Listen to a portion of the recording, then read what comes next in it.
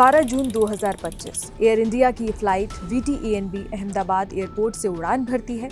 चंद minute बाद आसमान से जमीन की ओर तेज रफ्तार में गिरता एक बोइंग 787-8I और फिर एक भयानक विस्फोट। 270 जिंदगियां एक झटके में तबाह। लेकिन सवाल यह है कि क्या ये मौतें रोकी जा सकती थी? क्या कोई चेतावनी पहले से मौजूद थी जिसे नजरअंदाज किया गया? नमस्कार, मैं हूं अनुषी गुप्ता।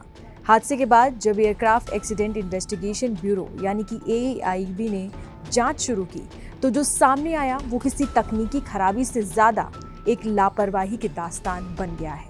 दरअसल 7 साल पहले अमेरिका की एविएशन अथॉरिटी FAA ने एक चेतावनी जारी की थी।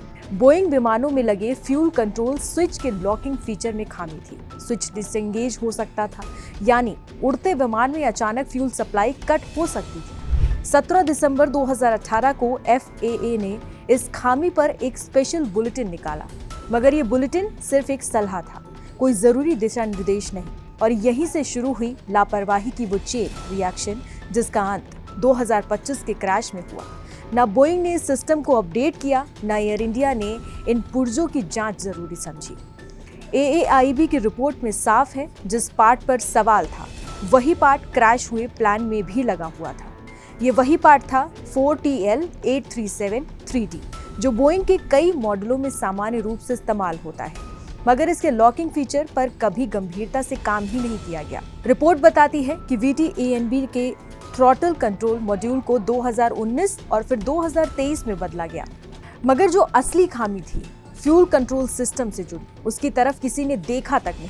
अगर FAA 2018 में जारी उस चेतावनी को सिर्फ कागजों में दबा न देता, अगर बोइंग और एयर इंडिया ने वक्त रहते अपनी जिम्मेदारी निभाई होती, तो शायद आज 270 लोग जिंदा होते। कभी कभी हादसे अचानक नहीं होते, वो धीरे धीरे बनते हैं, चेतावनियों के अनसुने रह जाने से। और जब सब कुछ खत्म हो जाता है तो रह जाती है सिर्फ एक टीस, अगर वक्त रहते कोई सुन लेता। आपके क्या विचार हैं? क्या यह हादसा रोका जा सकता था? कमेंट में जरूर बताइए।